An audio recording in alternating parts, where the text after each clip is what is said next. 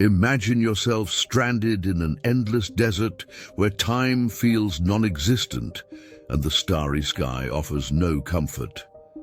7 cars move aimlessly in a caravan. But what are they truly searching for? And what if something is hunting them instead? When the GPS fails and the world around you becomes a labyrinth of oppressive silence, questions arise. Are they really lost, or have they been led here? Could you distinguish the real from the imagined, or would it already be too late? Get ready, because the cursed journey of the Texas Caravan is just beginning. How far would you go when faced with the unknown? The caravan traversed the Texan desert in a solemn line of 7 cars, advancing like a procession guided by an undefined purpose. Inside each vehicle, travelers from different walks of life tried to ignore the growing sense that something was wrong. Megan, a young documentarian, clutched her camera tightly, recording every moment. The camera was her only constant companion, a barrier between her and the increasingly menacing reality. The first signs of trouble were almost imperceptible. The GPS, an indispensable tool for navigating that barren maze, began malfunctioning. In every car, simultaneously, the location flickered erratically before freezing completely. Megan noticed the uneasy silence overtaking the radio communications. Each member of the caravan tried to mask their discomfort, but the fear hung in the air like the desert's stifling heat. When they passed the same dead tree for the 3rd time, the murmurs of frustration grew louder. The solitary fig tree seemed eerily alive, its gnarled branches twisting like accusing fingers. Joe, a war veteran with a stern demeanor, was the most vocal. He insisted everyone stay calm, but his tone betrayed the rising panic within him. That night, they set up camp under a sky crowded with stars. Despite the celestial beauty, the silence was suffocating. Clara, a middle-aged woman with an unsettling sensitivity, mentioned hearing voices from the desert. Her description was vivid. Ancient, almost primal voices that seemed to call her name. The group dismissed her claims as nonsense, but Megan's camera captured the sheer terror frozen on Clara's face. The days blurred into an endless cycle of disorientation. The group was trapped, unable to move forward or turn back. No cell, signal, no sign of other life, just the boundless expanse of desert. As Megan reviewed her footage, she noticed something that made her freeze. During a night shot, a shadow darted behind the parked cars, swift and unexplainable. There had been no wind, no movement. Joe dismissed it as a trick of the light, but his eyes betrayed a deeper knowledge he refused to share. By the 5th day, the disappearance of Amanda, a dedicated, optimistic nurse, sent shockwaves through the caravan. Her car remained untouched, her belongings still in place. Footprints in the sand led to a small dune before vanishing without a trace. The tension boiled over. Joe accused Martin, a quiet accountant, of hiding something. Arguments flared, and Megan captured it all on film, determined to uncover the truth behind the chaos. That night, the sounds began. Low, rhythmic beats like drums echoing from beneath the sand. The travelers awoke drenched in sweat, haunted by fragmented memories of bizarre nightmares. Clara began murmuring incessantly, "They're waiting. They've always been waiting." Her sanity seemed to slip away like grains of sand through desperate fingers. Megan realized paranoia was consuming the group. But the true horror came when she discovered something impossible in her recordings. In one frame, her reflection in the camera was smiling. A cold, twisted smile that didn't match her somber expression. The desert wasn't just a place. It was alive. It was hungry. Despair was only the beginning.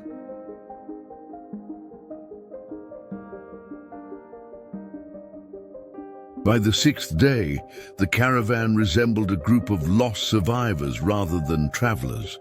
The silence between them was as heavy as the desert heat. Each step they took, or every mile the cars traversed, seemed to lead them back to an endless cycle. Megan, clinging to her sanity by documenting everything with her camera, noticed something odd. The tire tracks in the sand formed intricate patterns, as if they were deliberately moving in circles. Joe, who had maintained a rigid sense of leadership until now, was on the verge of collapse. He claimed to have heard Amanda calling his name in the night. He ran toward the voice, only to be greeted by the desert's emptiness. "She's alive," he insisted, though the others avoided contradicting him. His sanity was as fragile as everyone's nerves. The daytime heat was unbearable, but Megan observed something deeply unsettling. The sun looked different. Its light didn't just scorch, it seemed to warp the very space around it. The shadows of the dunes didn't follow natural paths, instead shifting in impossible directions. Martin, trying to stay composed with his makeshift maps, grew increasingly frustrated. Every attempt at navigation led them back to the same point. "It's a maze. Something or someone is keeping us here," he muttered. That night, the oppressive silence was shattered by an intense blue light that illuminated the sky for mere seconds. The light seemed to pulse like the beat of a heart before vanishing abruptly. The caravan gathered, staring at the heavens in stunned silence. "It's a sign," Joe said, his voice trembling. Megan quickly reviewed her recording, but what she saw left her speechless. The light had formed human-like silhouettes that moved erratically, as if watching the group. Clara, whose behavior had been growing stranger by the day, broke into uncontrollable laughter. It wasn't joyful, it was wild, almost hysterical. "Don't you see?" she cried, pointing toward the horizon. "They're toying with us. They always have been." Before anyone could stop her, Clara sprinted into the desert's darkness. Her figure was swallowed by the shadows, and she was never seen again. The sounds in the desert, once mere whispers, grew louder and more distinct. They resembled voices but spoke in a low, guttural language no one could understand. Joe began carrying his gun constantly, as if anticipating an imminent attack. Megan, though terrified, found solace in her camera. Reviewing her footage from that night, she noticed something new. A vague figure in the background, watching them. Paranoia escalated with each passing moment. Martin, who had remained logical thus far, became obsessed with a tower he claimed to see on the horizon. "That's where we need to go," he said, repeating it like a mantra. Yet no one else could see the tower. It seemed to exist only for him. That night, the sounds intensified. Deep, rhythmic thuds emanated from beneath the sand, accompanied by a constant murmur. Megan dreamed of a tall, faceless figure slowly approaching her. When she woke, her face was drenched in sweat, but her lips were cracked and dry, as if she had been screaming for hours. The next morning, Joe was gone. His car sat empty, its door wide open. Next to the vehicle, drag marks in the sand suggested he had been taken, Martin, more determined than ever, insisted that the tower was their only chance. "They want us to go there," he said with an eerie certainty. Megan, desperate and with no better options, decided to follow him. The desert seemed to fight against them. Sudden, violent winds arose out of nowhere, making progress difficult. When the tower finally came into view, Megan felt a chill race down her spine. The structure seemed to pulse faintly, almost as if it were alive. But the most unsettling moment came when Megan glanced at her reflection in the camera lens. She was smiling again. The journey into the unknown had only just begun. The tower loomed on the horizon, a solitary figure in an endless sea of sand. It wasn't made of stone, but of something that pulsed like living flesh. Its surface shifted subtly, emitting a faint blue glow. Megan, Martin, and the few remaining survivors approached cautiously, each step pulling them deeper into what felt like a waking nightmare. The atmosphere around the tower was dense and oppressive, as though the air itself was charged with electricity. Every time they looked directly at the structure, it seemed to shift, stretching or contracting, alive in ways that defied reason. Megan felt an overwhelming urge to switch on her camera. Filming this moment seemed like the only way to tether herself to reality. Martin led the group with a fervent determination that bordered on madness. He mumbled incoherent phrases as he clutched a hand-drawn map that was now clearly useless. "This is it," he said, pointing at the tower. "This is the center of everything, the key to getting out." The others, too exhausted and desperate to argue, followed him. But Megan couldn't shake the feeling that they were walking straight into a trap. As they reached the tower's base, an opening appeared, as if the structure itself were inviting them inside. Standing in the entryway was Joe, who had vanished the night before. His expression was vacant, his eyes glassy, and in his hands was a small, glowing object that none of them could identify. "Enter," Joe said, his voice flat and mechanical. He was no longer the same man. They could see it in the way he moved, in the brokenness that seemed to radiate from him.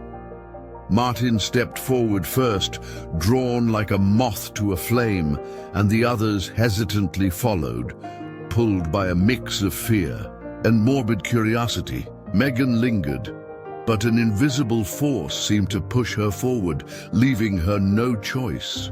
Inside, the tower defied all logic. The space was unrecognizable, with walls that expanded and contracted like lungs, and lights that flickered in colors Megan had never seen. The air was filled with a cacophony of voices, speaking in unison, but in languages she couldn't comprehend. She tried to capture it all with her camera, but the lens refused to focus, as though the tower itself rejected being recorded. Martin, guided by an almost animalistic instinct, began walking toward a light at the center of the tower. "This is where it ends," he murmured. Megan called out to him, but her voice didn't carry. It was as if the air itself swallowed her words. The others, paralyzed by fear, stayed rooted in place as Martin disappeared into the light. Joe stood at the entrance, watching everything with a disturbing smile. "You still don't get it, do you?" he said, finally turning to face Megan. "This isn't about escape. It's about surrender. They don't want us to fight. They want us to become." His words sent a shiver down her spine, the sinister invitation behind them impossible to ignore. Suddenly, the tower began to vibrate, its pulse syncing with the light at its core, which grew blindingly bright. Martin's scream cut through the air, only to be drowned out by a sound like grinding metal, echoing from everywhere and nowhere. Megan pointed her camera at the light, desperate to document what was happening, but her viewfinder showed only incomprehensible distortions. One by one, the others were pulled into the light by unseen forces. Megan tried to resist, clutching the tower's pulsating wall, but she felt a hand on her shoulder. Turning, she saw her own reflection standing behind her, smiling. It was the same cold, unnatural smile she'd seen in her recordings. Only, now it felt horrifyingly real. As the pull of the light grew stronger, Megan let out a final scream and pressed the record button, as if capturing this moment could save her. The last thing she saw was the blue light consuming everything, the tower closing in around her like the jaws of a great hungry beast. The desert wasn't just a place, it was a destination. And the tower? The tower was its beating heart. When Megan woke, the desert was different. The once clear, star-filled sky was now shrouded in an opaque veil of clouds. The tower, Martin, Joe, and the others were all gone, swallowed by the vast, silent expanse. Only her camera remained in. Her hands, sand-caked in its crevices, yet somehow still functional. Desperate for answers, Megan scrolled through the recordings. All she found were distorted fragments, a jumble of warped images and incomprehensible audio. The first clear sound in the footage was her own voice, repeating a phrase she didn't recall saying, "The desert never forgets." The words echoed in her mind, heavy with a meaning she couldn't grasp. Her reflection in the camera's lens caught her eye, and it made her stomach drop. Her brown eyes were now tinged with a faint, eerie blue glow. Stumbling to her feet, Megan began walking aimlessly, her boots sinking into the fine sand with every step. The feeling of being watched was unbearable, yet when she turned to look, the desert was empty. She climbed into the only remaining vehicle, the engine long dead, and fiddled with the radio. Static. Nothing but static. Still, she kept trying, her hope dwindling with every turn of the dial. Hours later, she stumbled across something impossible, a pool of crystal-clear water shimmering in the middle of the desert. Its surface was unnervingly still, as smooth as glass. As she approached, she realized the water didn't reflect the sky or the dunes around her. Instead, it showed a different scene entirely. In the reflection, she saw Martin standing in a dark corridor, staring directly at her. His eyes were vacant, hollow. His lips moved, forming words she couldn't hear. Megan reached out to touch the water, and the moment her fingers brushed the surface, the vision vanished. A voice whispered in her mind, "You see what we see." Reeling backward, Megan trembled as the realization set in. The reflection wasn't a mirage. It was an invitation, or perhaps a warning. When night fell, the desert revealed its true nature. Shadows twisted and writhed, moving in ways that defied logic, as though they had wills of their own. Megan flicked on the camera's flashlight and began filming again, though the battery drained far too quickly. In the beam of light, shapes appeared, bizarre silhouettes just beyond her reach. Whenever she tried to focus on them, they dissolved into the darkness. Seeking refuge, Megan found a shallow cave nestled in the dunes. Inside, there were signs of previous occupants. A tattered blanket, an empty bottle, and cryptic words scrawled on the walls in charcoal-like markings. "The tower is only the beginning," read one message. "The true test lies in the darkness." As she read, A chilling sensation crept over her. Megan spun around, certain she wasn't alone. Yet nothing but the black void of the cave entrance. Stared back. Later, reviewing her footage, she saw what her eyes hadn't: a shadowy figure standing silently at the cave's mouth, watching her. She shut off the camera, but the sound of footsteps outside made her blood run cold. They grew, louder, then abruptly stopped. Silence returned, oppressive and complete. By dawn, Megan emerged from the cave to a sight that made her freeze. The tower had reappeared on the horizon, closer than before. It was as if the desert itself had moved it during the night. She knew she had no choice. Whatever answers she sought, whatever force was calling her, lay within that tower. With each step toward the looming structure, Megan felt a profound sense of unraveling. Her memories began slipping away, one by one. She could no longer picture the faces of her companions, nor recall how she'd arrived in the desert. All that remained was the tower, and the gnawing certainty that it held something she wasn't ready to face. When she finally stood at its base once more, Megan lifted her camera. With trembling hands, she recorded a final message. Her voice cracked as she spoke, her glowing blue eyes fixed on the lens. If anyone finds this, know that the desert doesn't forgive. It calls to us, it changes us, and it never lets us go. With that, she stepped through the tower's pulsating entrance. The light within enveloped her, a hungry, pulsing radiance that swallowed her whole. The desert never forgets, nor does it release those who dare to challenge its depths. Inside the tower, time unraveled. Megan had no sense of how long it had been since she crossed the threshold. The pulsating blue glow of the organic walls illuminated her path, and the air buzzed with an almost unbearable energy, like the world itself was holding its breath. Every step brought the feeling of unseen eyes watching her, evaluating her, waiting for something. The interior was impossibly vast, far larger than the tower had seemed from the outside.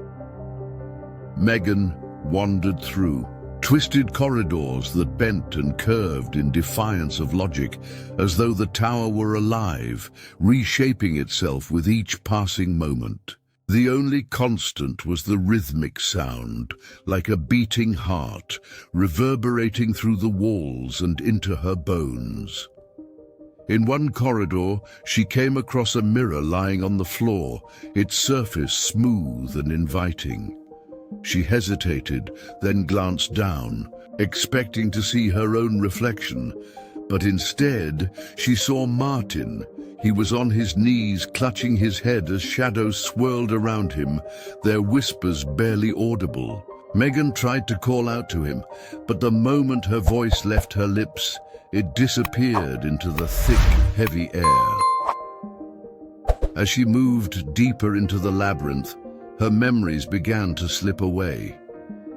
Flashes of her childhood, her work as a documentarian, and even the reasons she'd joined the Caravan dissolved like sand through her fingers. She realized with growing terror that the tower wasn't just bending space, it was erasing her piece by piece. Eventually, she entered a circular chamber at the heart of the tower.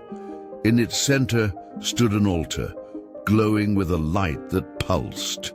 Hypnotically, almost alive, hovering around the altar were indistinct shapes, figures that floated silently, emanating a strange symphony of murmurs, laughter, and distorted screams. Megan felt an overwhelming urge to step closer to the light, but a small, flickering part of her mind screamed to resist.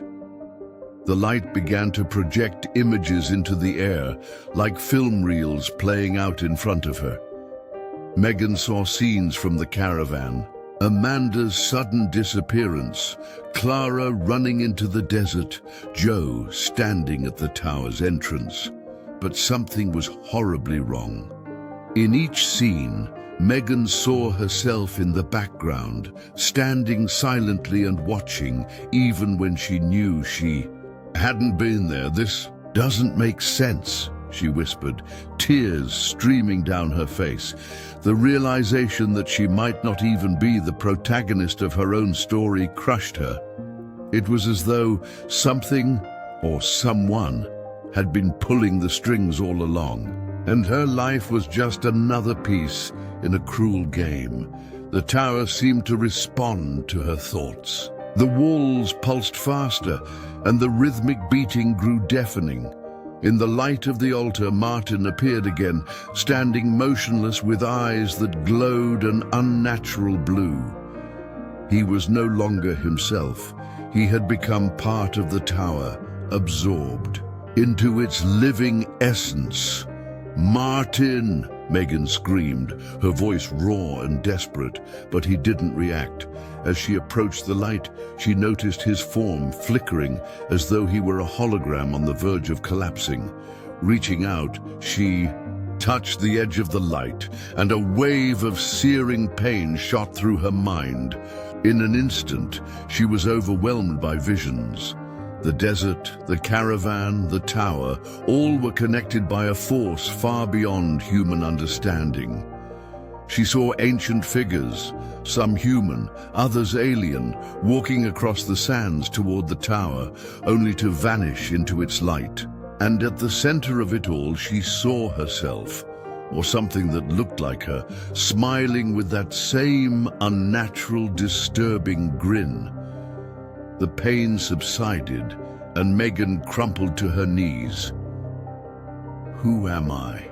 she murmured, her voice trembling. She didn't expect an answer, but then the tower responded, not with words, but with feelings, images, and a flood of alien understanding that filled her mind. She understood now. The desert wasn't just a place. It was a nexus, a liminal space between realities, where the lost were consumed and transformed. The tower was its heart, its will, its hunger. It devoured not just bodies, but identities, breaking people down and remaking them into something unrecognizable. Megan rose shakily to her feet. The altar in front of her radiated a clear choice: to stay and surrender, becoming one with the tower and forgetting who she was, or to resist and try to escape. Though she knew the scars of what she'd experienced would haunt her forever. Clutching her camera, Megan recorded one final message. Her voice was hoarse, her hands trembling as she stared into the lens. "If you find this, don't come here. Don't look for answers. There's no salvation in this place." With that, she turned off the camera and faced the altar. The pulsating light seemed to beckon her, promising release from the pain, the questions, the fear. She hesitated, staring into the light, her mind racing. Was there anything left of her to save? Megan took a step forward, then another. The light consumed her, and the tower pulsed with satisfaction. Outside, the desert remained as silent and eternal as ever, its sands shifting gently under an indifferent sky. The desert never forgets, nor does the tower, and neither would Megan wherever she now existed. Megan stood frozen before the altar, the pulsating light drawing her in, as if tugging at the very threads of her soul. Around her, the floating figures murmured incessantly, their words a maddening symphony of judgment and debate over her fate. She knew she couldn't hesitate forever. The tower had patience, but it was running thin. Each pulse of the light brought with it flashes of fragmented memories. her father smiling by a lakeside, Amanda's laughter on a quiet night before the caravan had departed. The touch of someone she could no longer identify. These memories slipped through her fingers like grains of sand, and the helplessness of trying to hold on to them was suffocating. The light seemed to offer her release. If she gave in, the fear, the pain, the uncertainty, everything would vanish. Becoming one with the tower would mean abandoning her identity, but it also promised an artificial peace, free from the crushing weight of existence. For one fleeting moment, she felt the temptation to surrender, but then her camera turned on unexpectedly, its whirring motor snapping her back to reality. The screen flickered and displayed something that made her breath catch. A recording she didn't remember taking showed her standing in the desert, the tower looming behind her. This version of her was distorted, with glowing blue eyes, and that same chilling smile she had seen before. "You've already made this choice," the image said, its voice reverberating in her mind like an echo from deep within. Megan staggered backward, her hands trembling as she clutched the camera. The light at the altar had changed. It no longer invited, it demanded. The shadows that encircled her became bolder, creeping closer, their whispers growing louder and more insistent. Her camera began to pick up strange noises, sharp cracks, heavy thuds, and a voice, distant but clear, calling her name again and again. "This isn't real," Megan whispered, as if repeating it would ground her. But the tower seemed to mock her. Defiance. Its walls pulsed faster, the rhythmic heartbeat transforming into a deafening roar, a chaotic symphony that made her knees buckle. Her mind flashed to the words scrawled on the cave wall. "The true test lies in the darkness." Megan understood now. The tower wasn't just testing her will to survive. It was dismantling her, piece by piece, trying to unmake her entirely. If she was to resist, she would have to confront the very thing the tower was feeding on, her fear. She took one last look at the camera, her fingers tightening around it, and made her choice. Megan turned away from the altar and began to run. The corridors twisted and stretched as if alive, resisting her escape. Each step grew heavier, as though the tower itself was trying to drag her back. The shadows screamed now, a cacophony of rage and desperation that echoed in her mind. The blue light surged forward, chasing her, its glow spilling into every corner of the labyrinth like a tidal wave of raw, consuming energy. Her legs burned, her breath came in ragged gasps, but she refused to stop. The exit, the faint, hazy outline of the opening, appeared ahead, though it shimmered as if viewed through water. With every ounce of strength she had left, Megan lunged forward, throwing herself past the threshold and collapsing into the sand. Outside, the instant she crossed the line, the sound stopped. The deafening heartbeat, the whispers, the screams, all of it vanished, replaced by an eerie, suffocating silence. Megan lay in the sand, gasping for air, the sun's faint warmth on. Her skin a sharp contrast to the cold she felt deep inside. Slowly, she turned to look behind her. The tower stood in the distance, its faint blue glow pulsing softly, almost innocently. But Megan knew better. It wasn't smaller or farther away. It was simply waiting. Her camera was still recording, and she lifted it shakily to her face.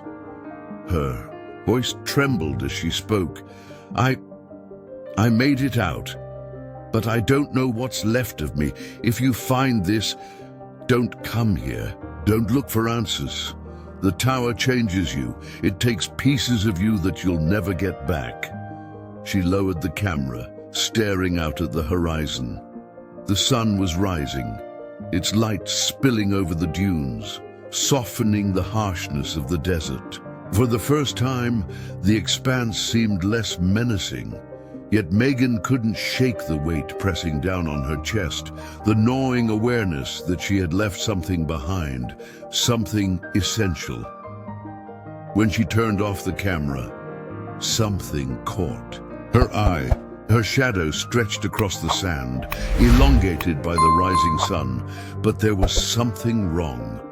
Its shape, though unmistakably hers, was smiling. Megan wasn't. The desert had let her go, but it hadn't forgotten her. The tower still loomed, in the distance, patient and eternal. And Megan knew one truth above all else: the desert never forgets, and it never truly lets you go. Megan trudged through the shifting sands, her footsteps heavy, each one more uncertain than the last. She couldn't shake the feeling that something vital had been left behind in the tower, or worse, that something had followed her out. The once clouded sky was clear again, but the faint blue glow of the tower still lingered on the horizon, like a distant wound on the fabric of the world. The desert didn't want her to forget. She reviewed the footage on her camera, desperate for answers. Most of the files were corrupted, skipping between fragmented clips of her time in the tower and disjointed scenes she couldn't remember filming. One clip froze her in place. It showed Clara and Amanda walking together, their forms intact, but their movements were off. Stiff, mechanical, like puppets on strings. As the hours dragged on, Megan noticed the desert around her was changing. The dunes seemed to shift imperceptibly, and objects began to appear in the sand, artifacts out of place and time. A rocking chair, half buried, creaked faintly in the wind. A rusted road sign leaned at an impossible angle. Farther on, a rotary telephone sat abandoned, its receiver off the hook, and a wristwatch lay nearby, ticking away an hour that didn't make sense. By late afternoon, Megan stumbled upon one of the caravan's vehicles, nearly swallowed by the sands. It was Joe's car. The door was ajar, and inside was nothing but an old notebook lying on the passenger seat. She picked it up, flipping through its worn pages, which were covered in frantic scribbles, nonsensical maps, and cryptic phrases. One phrase repeated over and over, scrawled in increasingly erratic handwriting: "You cannot escape the reflection." Megan froze, the words sinking into her mind like hooks. She raised her camera, instinctively filming her face, and stared at the screen. There it was again. That smile. It wasn't hers, not consciously. It stretched across her face like a foreign thing, a distorted version of herself staring back at her, mocking her. As the sun set, Megan found shelter in an old abandoned gas station. The air inside was stale, thick with the sense of rust and decay. She flicked on her flashlight and explored the space, but the oppressive feeling of being watched never left her. Every time she passed the grimy windows, her reflection followed, smiling that unnatural, knowing smile. She awoke in the middle of the night to a sound, a low, rhythmic thudding. It was the same sound she had heard in the tower, the heartbeat-like pulse that seemed to emanate from the walls. Frantically, she scanned the room with her flashlight, but nothing was there. When she aimed the beam toward the bathroom mirror, her breath caught in her throat. In the reflection, there was someone, something standing behind her. A shadowy figure, featureless and still. She spun around, but the room was empty. Turning back to the mirror, she found it blank. Her reflection was gone.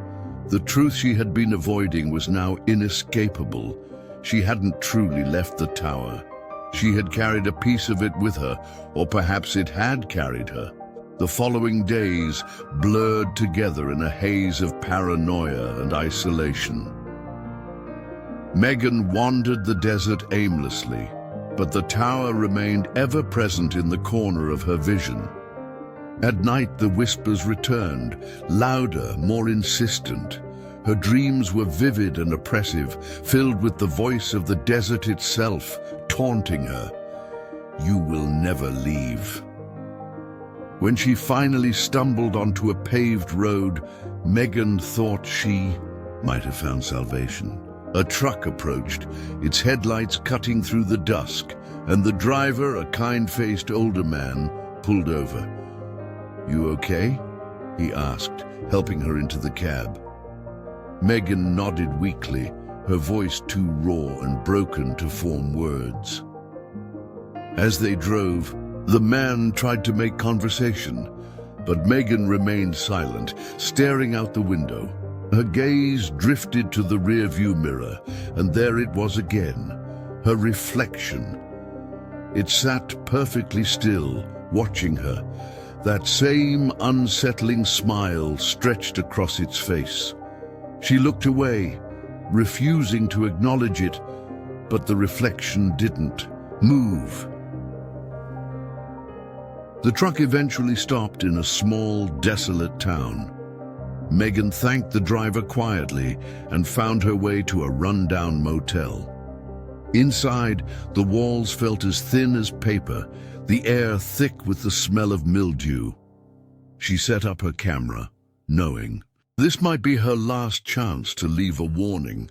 The battery was nearly drained, but Megan recorded anyway. Her voice was hoarse, trembling with exhaustion and fear. "If you're watching this, don't go to the desert, don't go to the tower. It never lets you go. It follows you, it watches you, and in the end, it finds you. I thought I escaped, but I know now I didn't. I brought something with me." The camera beeped, its battery finally dying, leaving the room in oppressive silence. Megan sat in the dark, her breathing shallow, her heart pounding. Then she heard it. Footsteps. Slow, deliberate, just outside her door. She didn't dare move. The footsteps stopped, and the room fell deathly quiet. Megan turned toward the bathroom mirror, the only faint source of light in the room. Its surface began to glow with the same faint blue hue she had seen in the tower. In the reflection, Megan saw herself standing there, her eyes glowing, her smile impossibly wide. Behind her, shadows writhed and coalesced, reaching toward her. The yard door creaked open. Megan closed her eyes. She finally understood. The desert hadn't just marked her, it had claimed her. The cycle was complete. The desert never forgets. And now, neither would she.